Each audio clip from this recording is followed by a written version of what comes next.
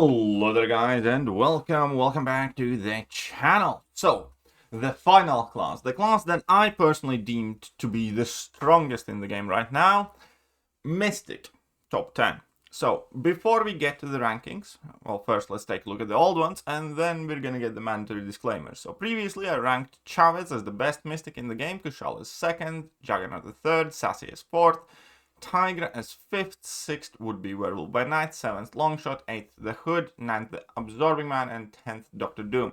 Now, just like with every other class, we are going to be excluding champions that only exist as 6 stars from these lists going forward, and that has to do with several things. Number one is that 7-star rank 4s now are a thing, and whilst 6-star rank 5 ascended champions could somewhat compete with 7-star rank 3s, I think the case is significantly weaker when we're talking about 7-star rank 4s, and in near future, you know, they are going to be becoming more and more common, and we're going to see them much more around, to a point where 7-star rank 3 is kind of a staple champion now for the higher tiers of Alliance Wars and also Battlegrounds.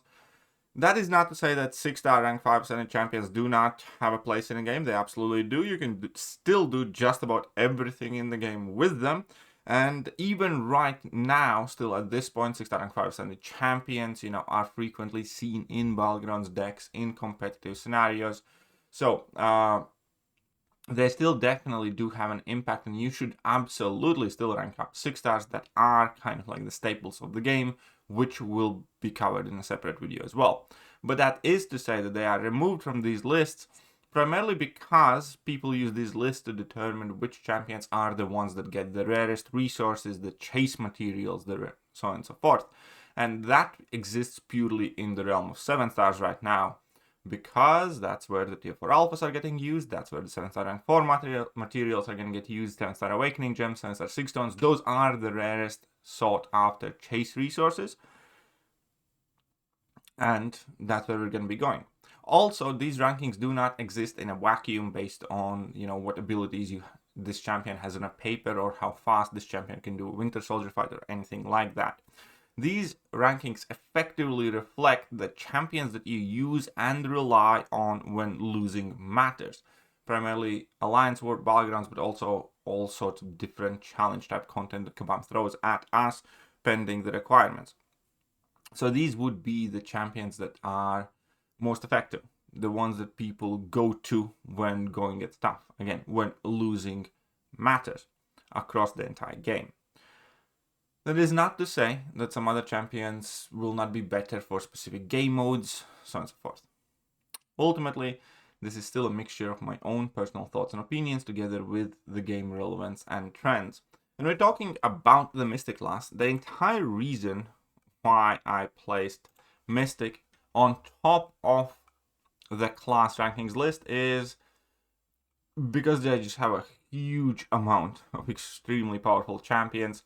And this time around I had to include like 1, 2, 3, 4, 5, 6, 7, 8, 9, 10 champions in honorable mentions, because that's exactly what Mystic class is at the moment. They are by far and away, I believe, currently the most versatile class. They have a ton of extremely potent defenders that require different solutions. They have a ton of versatile attackers that fit different situations. They have an absolute nuke like Juggernaut, for instance. They have, you know, champions like Absorbing Man that can have ridiculous versatility, even though he doesn't exist as 7-star and will not be featured in this list. I do want to give Absorbing Man an absolute shout out because he still holds a lot of value, as we have seen quite recently in the game. And should he come out as 7-star, you know, he will make it back in that list, in my opinion. Similar to Dr. Doom, still like one of the best control champions that you could potentially ever have in MCOC. Then we have Tiger, which got hindered quite a bit with AI, and primarily also the block damage and the chip damage that amasses on Tiger, but she's definitely still very capable and fast nuke type champion. And even somebody like Spider-Man. We all see these different metas, these different occasions or fight interactions where Spidey just goes absolutely ham, and still, even as a 6-star, is just about the fastest nuke. Typically something to do with Fate Seal nodes and stuff like that, but even without all that, he is, you know, a very unique type of glass cannon, and would make this list. So some more of the honorable shoutouts. Recently I have kind of newfound my love for Ebony Maw. With Power Shield he went absolutely berserk. He's also obviously a very competent defender, and is quite a unique offensive champion too. So Ebony Maw is not in the top 10, but I did want to give him a shout out. We have Isophine, who is a purpose-made serpent counter. Let's just face it. She is a very, very potent serpent counter in generic situations. At the moment, though, unfortunately, we haven't really had a chance to see her shine even at that yet, because the metas were kind of preventing that. Either due to the previous meta having Matador nodes, so she couldn't gain power normally, and that was, altering the way her rotations would go. Currently, we're dealing with Hazard Shift, Poison and Incinerate, and she doesn't have those immunities, so she would be quite poor against that. And then later on, we're gonna have Safeguard, which she has no real way of bypassing. So Icewind just hasn't got the break yet. I do think we're gonna see more of her at some point soon, given how wildly available she is. Champions like Sigil Witch, again, periodically becoming absolute menaces, or even the OG Witch on the Crit Me meta. We still have Mephisto, who even just existing as 6-star is a present defender in the game. We still have White Tiger, who I absolutely love, and I really struggled with her including in spot number 10. In fact, there are, again, I think about 5 to 8 champions that could easily be in that spot number 10 in Mystic class, and White Tiger is one of them. White Tiger always I have found quite a bit of fun, but at the same time I do think she doesn't necessarily have the widest variety of matchups, and she is quite situational as to when and how well you can actually use her due to the limitations of her playstyle. But I do think she's a perfectly capable champion and could potentially be making the case for top 10 in the Mystic class as well. We have Kindred, who is a defensive menace, especially when Kabam is messing with his recovery times. You can kind of nuke him, but any meta where nuking him becomes harder, he also becomes significantly more dangerous. In some of the metas, he is one of the tougher defenders to go up against. Then we have champions like Diablo, who I feel like have been quite a bit forgotten, but are still, absolutely capable. The main reason Diablo is not as popular is probably because of the downfall of recall masteries due to scoring in battlegrounds, but in Alliance War and questing situation, he's still crazy good. Man-Thing has come out as 7-star since, so obviously there will be times and situations when Man-Thing is by far and away one of the tougher defenders in the game. We have Wiccan, who I feel is just a little bit undertuned to be making into the Mystic top 10, but definitely, again, rears his head in a ton of different challenges and makes absolute sense if people rank him and use him. We have the Destroyer, who again was very hard competing for the top 10 spot. He is situationally powerful defender, I'd call it like that. In vanilla circumstances, I would not call him particularly great defender anymore. And offensively, again, he can be solid, he's just a bit on the slower side. I think Destroyer is kind of like a definition of being this far from being like a really good champion. Wish Kabam had tuned him up a little bit, but they didn't. As such, I do think he's like a top 15 Mystic champion. I wouldn't call him a top 10 necessarily. But again, there is an argument made for him being in that top 10. Newly buffed Purgatory is another champion that I'm seeing more of. She's definitely getting some popularity. I am personally considering potentially taking her to rank 3 in near future because I do like her a lot. If Kabam gave us a way how to buff these champions in near future, that'd be great. That could kind of like seal that deal for me, even though there's also Sentinel and Deadpool X-Force that are going to get buffed, but still, definitely competent. And that is like what the Mystic class is. We still have one champion that I had previously in the top 10 and did not quite make it right now is the Hood, because he was kind of gatekept at 6-star level for a very long time. He has since joined the 7-star pool, but we haven't necessarily seen him as much as 7-star since that era. I do think at some point he will be making a comeback in the game as well, just largely due to his versatility, as more people acquire him and get some SIGs on him, because SIGs are actually quite quintessential to his core rotation, which a lot of people don't realize initially, for you to be able to power steal from the opponent's current power and thus start pumping your level 2s. I think Hood has taken a bit of a step back, but absolutely awesome champion that I do love. I do have a 6-star rank 5 Ascended Hood myself, and you guys get the point. I really don't want to miss out on any champion that I feel deserves the shout out. I think I covered most of them.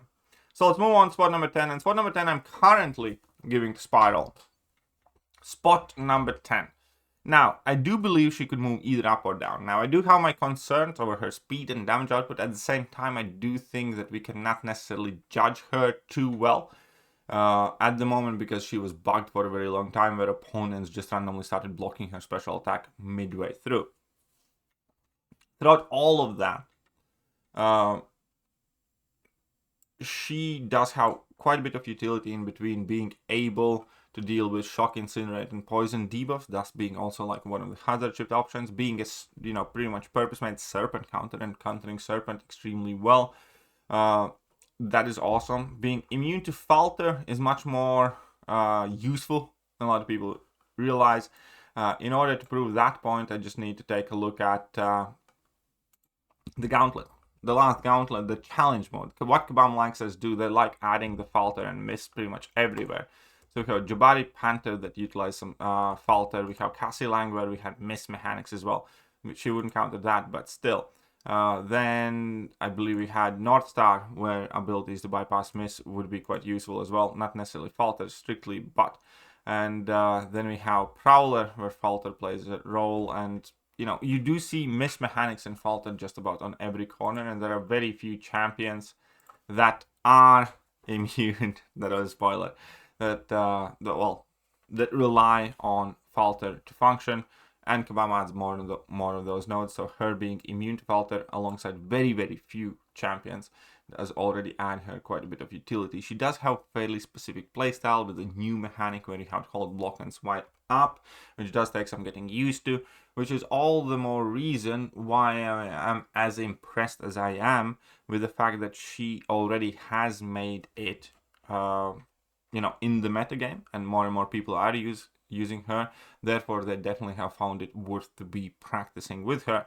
She therefore does have skill requirement of being useful, and champions like that usually kind of bloom a bit later, which is what I hope will happen with Spiral.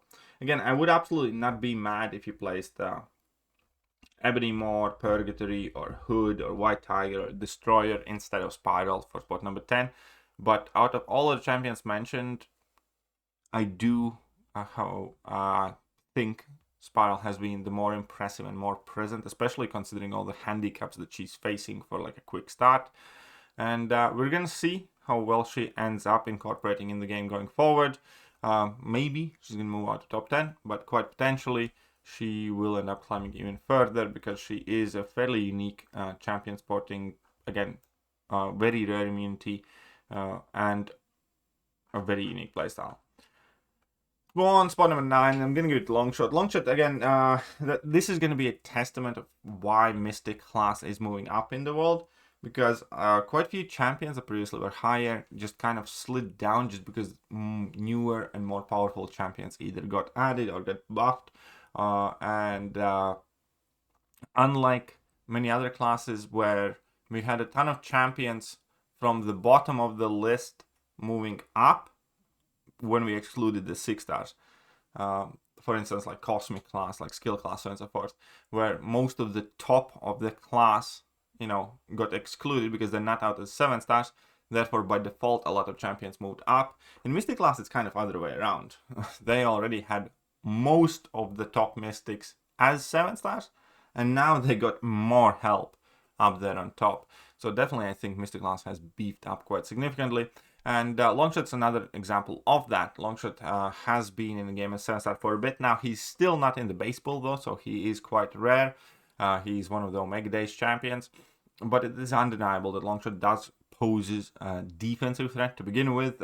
He is one of the kind of like mainstream defenders in Alliance War as well, because he's one of those champions where if he gets, his Pure of Hearts and you eat level 1, you're dead. If he gets his Pure Hearts and he throws level 2, you're just dead, even if you don't eat it. And then offensively, he can obviously nuke. He has crazy interactions with stuff like Power Shield.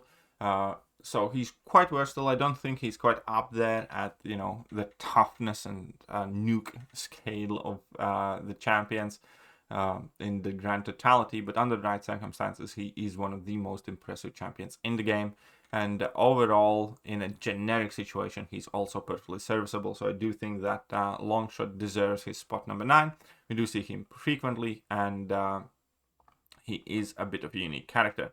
Despite the fact that I hate champions with 4 fingers. I don't know why, but the dude has 3 fingers and a thumb. That I know he's an alien. It just creeps me out. It's one of the creepiest things ever. Whatever. Let's move on. Spot number 8 is one of the newer additions to the 7-star pool, Rintra. But testament to the value of Rintra is the simple fact that most people who I know upon pulling Rintra just about immediately rank him up. Number 1 is obviously because he's insanely tanky as a defender. He does have some limited offensive use as well, but he's just, you know, one of those meat machines that is also quite limiting in terms of which champions you can bring in up against him. And that is what kind of gives him quite a bit of value. He does have ways to slow you down, making sure he doesn't go over 10 charges in the corner. So you do need to keep knocking him down, altering champions' rotations, him being absolutely tanky, and placing that neutralize on you also can be quite hindering. So ultimately, I do think he is a capable defender still at this point and is regaining his popularity on defense. And another reason that kind of made me look a bit more favorably on him is because that neutralized champions are not having the best year, basically. Because we effectively had Rintra, Wiccan, and Tigra as our main neutralized champions. Now we also have Purgatory, but her neutralize effectively works a bit different. It's kind of like a ramp-up neutralize. But in between Rintra, Tigra, and Wiccan, I would kind of like lean towards Rintra at this point because he does exist as a 7-star, unlike Tigra. And again, the chip damage there and the AI is messing with Tigra way more than it is with Rintra. And with Wiccan, as I said before, he has his times to shine for sure, but at the same time, you know, he does feel kind of a bit undertuned for plenty of situations. So, Rintra is kind of left there up by default, which is super important utility to have. And just by that factor, he's also like a serviceable, good attacker for plenty of the Cosmic Champions. And yeah, maintains value on offense as well. And yeah, we do see him. We will see him. He is quite sought after. Even from a Titan Crystal, he doesn't feel like a dud pull, for instance. And that is definitely a testament to his desirability. All right, let's move on. Spot number 6 is Werewolf. Spot number 7. Previously, he was in spot number 6. Now it's 7. He has not, you know, climbed in popularity, I will say that. He has kind of maintained or slightly declined in his use, but he is one of the more used and popular Mystic Champions. And one reason for that is because you can kind of view him as a Mystic Valkyrie as well. And what do I mean by that is that he has an extremely competent and good damage output, never really striking the opponent outside of your like unblockable special attacks, basically. And that gives a ton of utility and opens a ton of pathways. Now, we do know that champions like Valkyrie and Massacre have not had the best year either, and they have definitely declined in their overall meta value. And that's all the more reason that the Werewolf's quite important.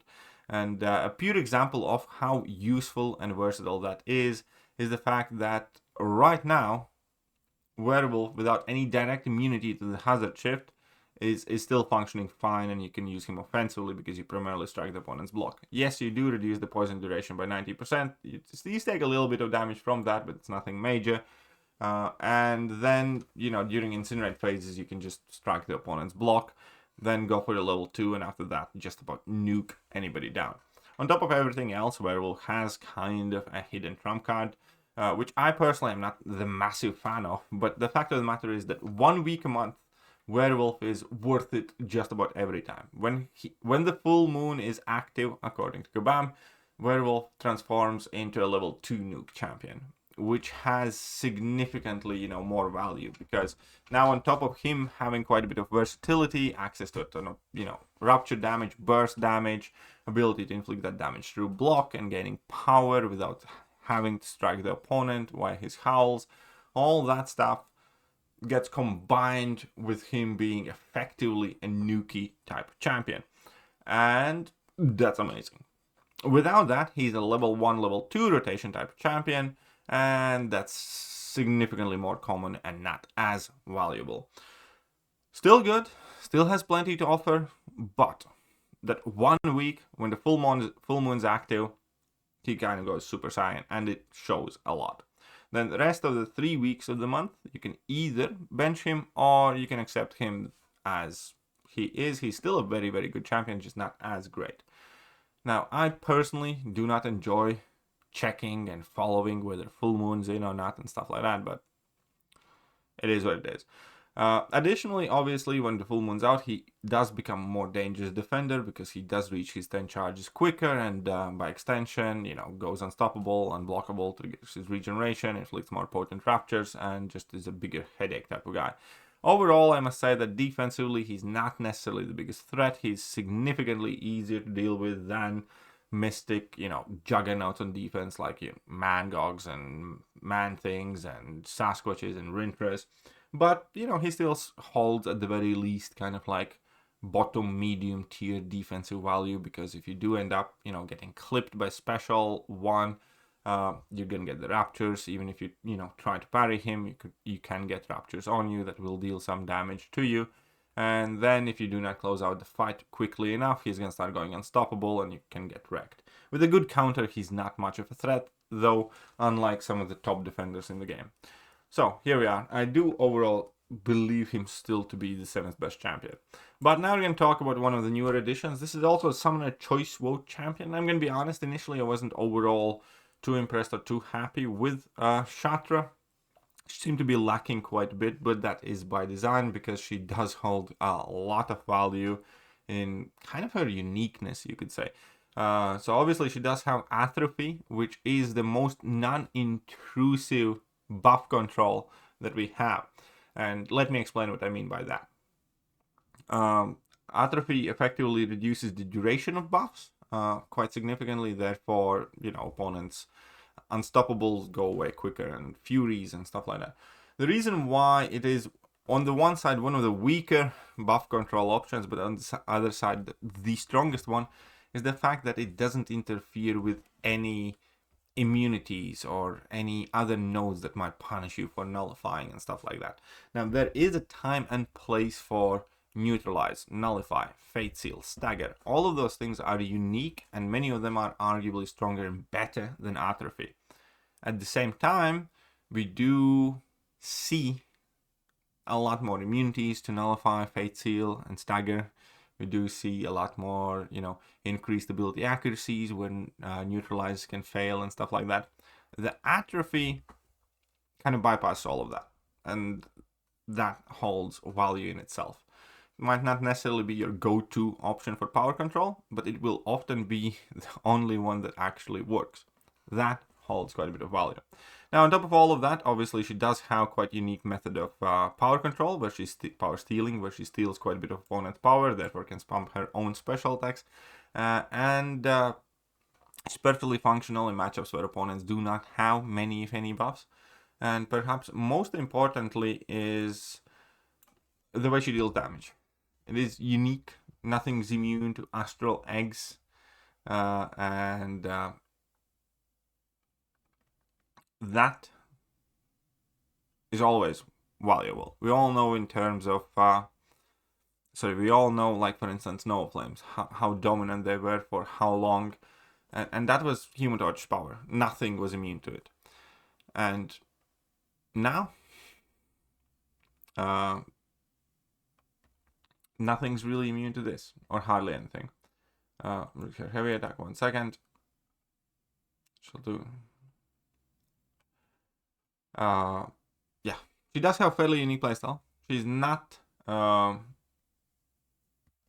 easiest champion to play. She's not going to be a champion for everybody, but absolutely she does have quite a bit of value in her uniqueness, and obviously the matchups she takes. She does take a lot of non-standard matchups for Mystic champions, She interacts crazily well with any attack modifiers, such as power shield or boosts, so on and so forth. And needless to say, she's also a very, very good serpent counter, which still holds a very large amount of value in the game. I wonder how well she would do against Thanos. You probably would need to alter your rotation rather than going for one big level 2, but that's to be seen. Right, anyways, spot number 5, I'm still going to give it to Sassy. And undoubtedly, again, Sassy's defensive value is nowhere near as high as it once was. There are plenty of defensive threats that are more dangerous. You know, Enchantress, Bullseye, Serpent, handful of other champions are defensively more scary. Absolutely. The reason why Sassy maintains his relevance is because he A, is still absolutely a tough defender, and B, is much more capable attacker than people realize.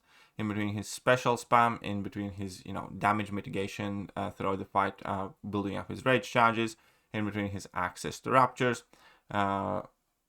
he's also like nuke potential that I'm going to talk about.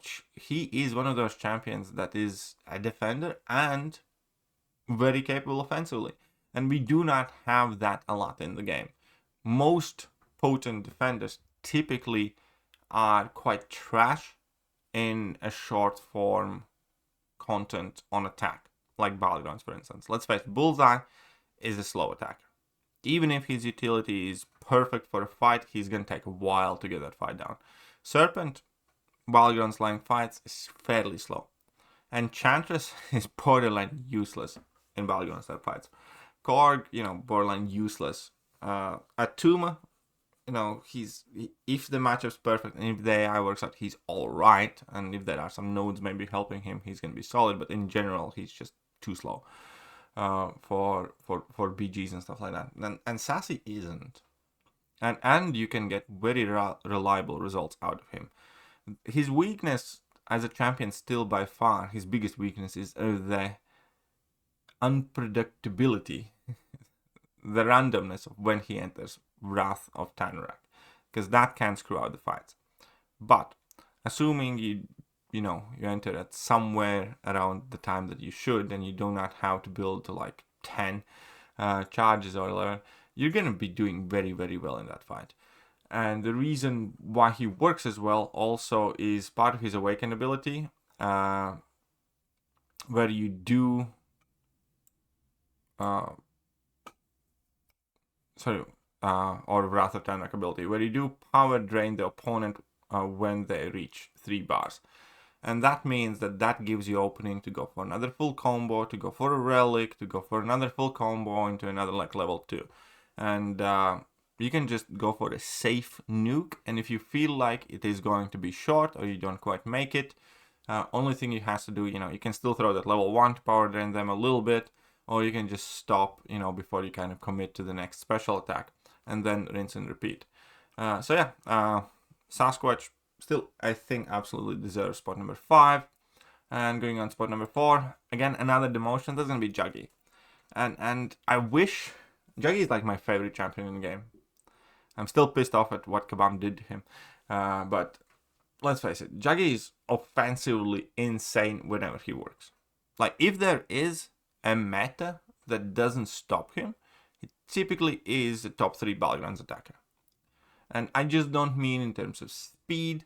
I also mean it in terms of how many different difficult matches he can take. And I also mean it by how easily and safely he can do it.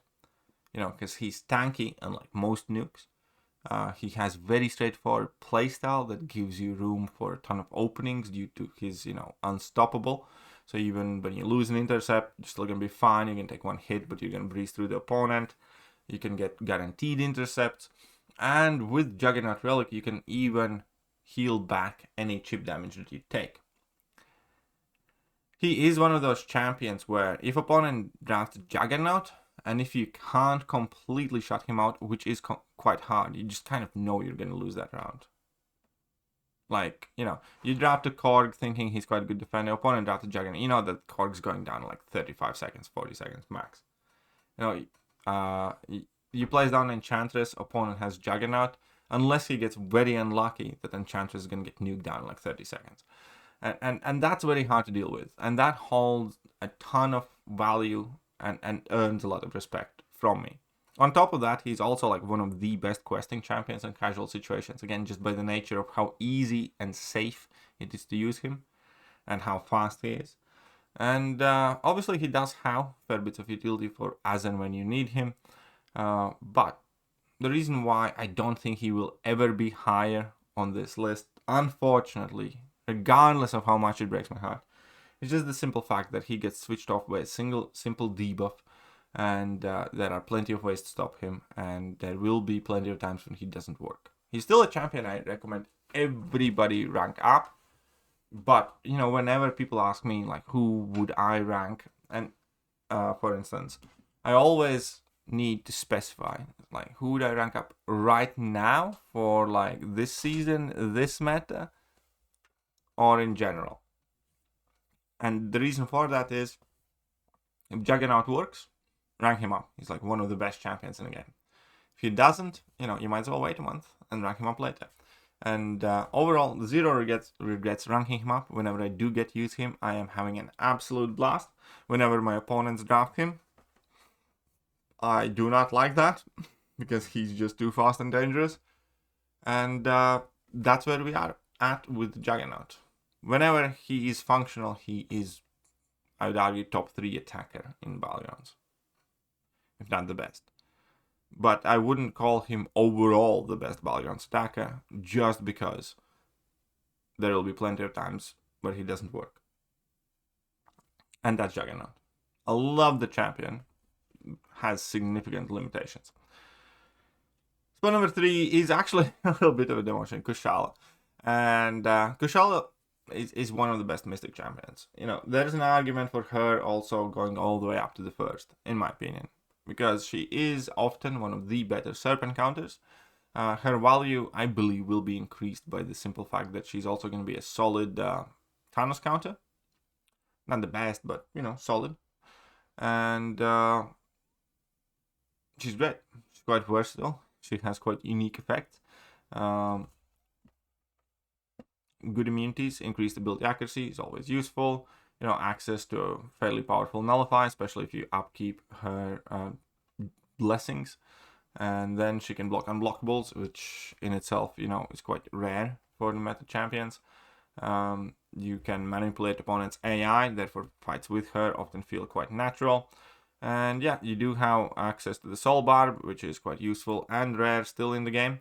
And Incinerate and lots of damage and kind of, you know, let's say modern version of a Longshot, kind of better, I would say, with no defensive use, albeit.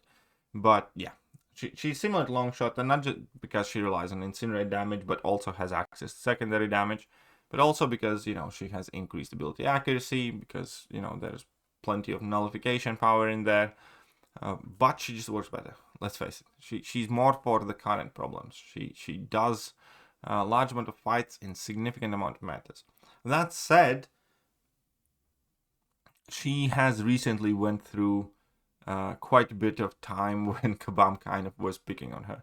I have had her at rank 3 for quite a while, and for like 4 months recently, up until the last Power Shield meta, she was kind of on a bench a lot, just because Kabam seemingly bullied her with the nodes for a while. Now, seemingly that has ended with the Power Shield and also with the current 2 seasons. She's one of the better Mystic options for this Battleground Season 25 for both of the metas. And that's one of her characteristics. She often does better than other champions due to the mixture of circumstances. Again, another champion that I do have as a 7-star rank 3. Absolutely love that rank up. Have tested her. Do have utmost faith in her. But in the current situation, I do think that number 1 Enchantress ranks higher if you obviously care for Alliance 1 Battlegrounds. If you do not, you know, ignore this placement, and Kosala is the second best Mystic. Simple as that. But if you do care for defense, you will care about Enchantress. And let's face it, that's exactly what Enchantress is. She is a defender. Like, I can guarantee you that 99 of 100 people who have ranked up Enchantress do not know how to play Enchantress on attack. I am one of them. I do want to learn at some point, but from what I have seen, it's also borderline pointless because she's just way too weak and slow offensively. But she's a menace defensively. She's quite interesting in a sense though, because there are like 3 levels to Enchantress, which I believe is also very bad for the game. Enchantress is absolutely one of those champions that I wish was never made. I think is actively making the game worse, and I hope it's probably too late, but ought to be changed. But there would have to be way too much change about her for me to like. Realistically, we need to take the insane RNG aspects of her as much as we can, because that is the thing with Enchantress right now. First of all, we have 2 different situations. If we are fighting Enchantress without any nodes, she's still quite annoying, but as long as you know what you're doing, provided you don't get unlucky, you're gonna do well. So that is the best case scenario. She doesn't have any nodes that make her particularly a better defender. You do have a half decent counter, and you don't get unlucky. And what do I mean by don't get unlucky? That entirely depends on what spells you're getting. And even if you do get the spells that you might want or not want, there's plenty of RNG in there as well, depending on AI or whether you miss punishing her heavy attack. That's like one of the most punishing things ever. When she gets that heavy attack spell and she has a chance to miss your attacks, and you have to punish her heavy attack, and you dash in and you miss, and you dash in and you miss, and then you're in your corner, and then you're just kind of dead. And that's so random, and there's like very little you can do about it unless you have a miscounter, which just doesn't seem fair. On top of all, she does have an absolutely blessed AI that will drive you nuts.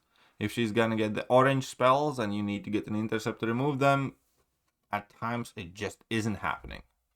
If she gets the green spells and you need to punch her heavy attack, she will throw 3 hits in your combo without throwing heavy attack. Sorry, 3 combos in your block without throwing heavy attack. So I hate that. I hate that absolutely. But even right now, we're talking about the best case scenario of fighting the Enchantress, where she doesn't have any additional nodes. And then there's the Enchantress that you get under a specific set of circumstances. We recently had a meta that had that massive power gain, where you gained placebos and then opponents had Spite node active and she gained a ton of power. And that was insane. That you either you were using a good buff immune champion, there were like 2 or 3 viable options for that, or you just lost around. So Enchantress without nodes can already be an absolute bitch to deal with. Enchantress with nodes is just depressing. Like, there's just nothing you can do unless you have like the 1 or 2 perfect counters, which sucks, which should never exist. But the problem with Enchantress is that there are a lot of nodes like that. Whenever there's going to be something that will either limit the amount of damage you can do to Enchantress, or there's going to be something that gives Enchantress extra power so she can throw more special attacks, you're just gonna suffer. And that's such a bad design.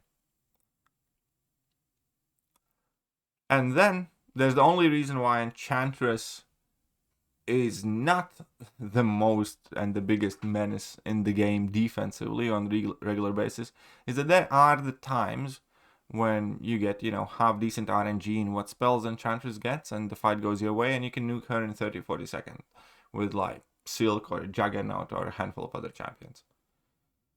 So you get such a wide, varied, mixed results of Enchantress that she seems like, I don't know,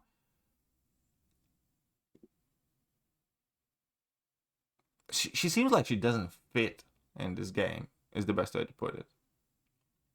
Because again, she goes from impossible defeat to easy to nuke to somewhere in the middle, depending on 50 different things. And we are here to suffer through it. I hate that champion design. And that's before, again, we focus on how useless and overcomplicated she is offensively. She's such a shit idea, I can't even fathom how she got released.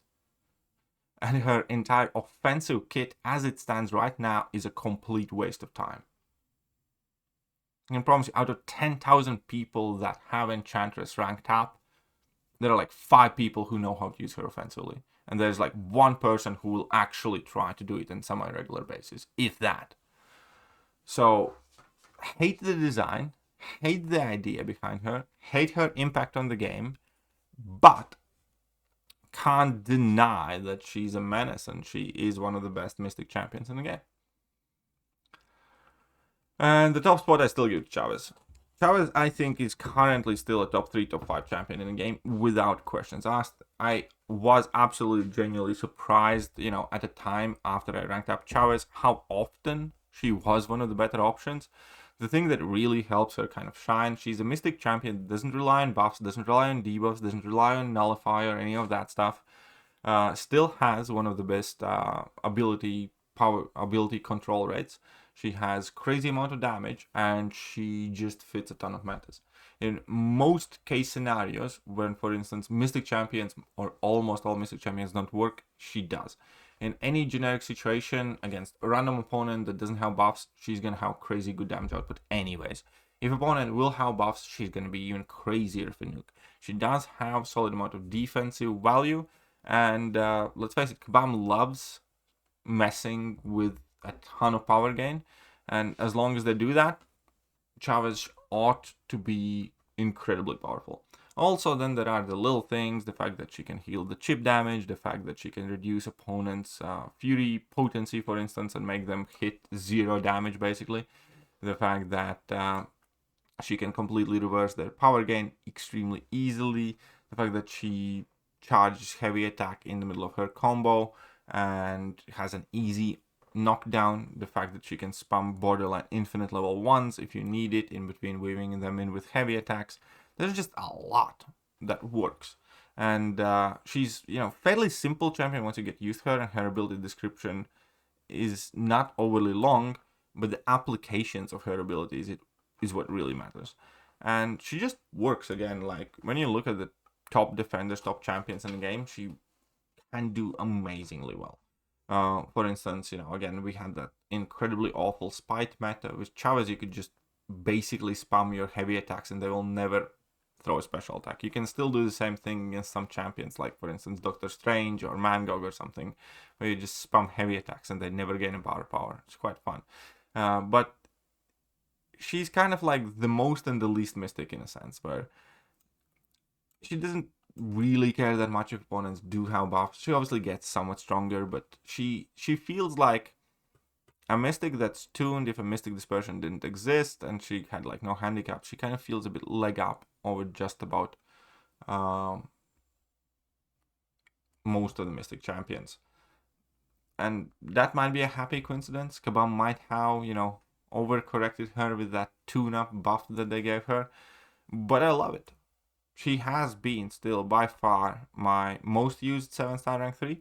She's one of my first 2 or 3 7-star rank 3s.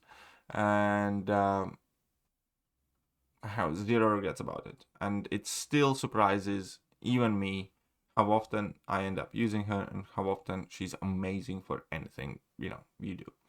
She's not having the best season this time around, but I'm sure that, she's going to be back up in everybody's decks extremely soon. So, that is the top here. Whoa. Oh, I need some drink now. It's just water. But here we go. The new Mystic top 10.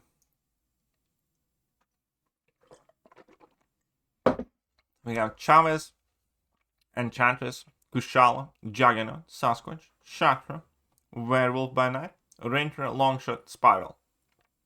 Champions that would likely make this list: Tiger, Abs, Doom, and Spider-Man, if they came out as 7 stars.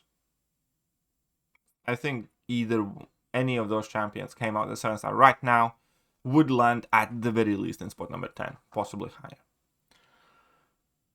Then, the real reason why Mystic class is the top class. It's because there's still like 10, 11, 12, 13 champions you could easily, place in top 10 or give an honorable shout out to. Like Maul, like Ice Fiend, like Kindred, like Man-Thing, like Purgatory, like the Hood, like White Tiger, like Destroyer, like Sigil Witch. And then there will be, even more situations where one of other random champions all of a sudden is going to become like the go-to champ, like Symbiote Supreme, like Wong, Wong all of a sudden is like the best thing ever when we have to do Necropolis. And then we still have champions like Mordo. Okay, occasionally he's going to be like insanely powerful. Like Mephisto. Every now and then, he's like one of the best defenders that exist.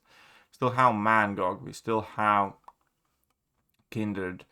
Even like Guillotine or Deathless Guillotine. And then Dragon Man at times is just exactly what we need.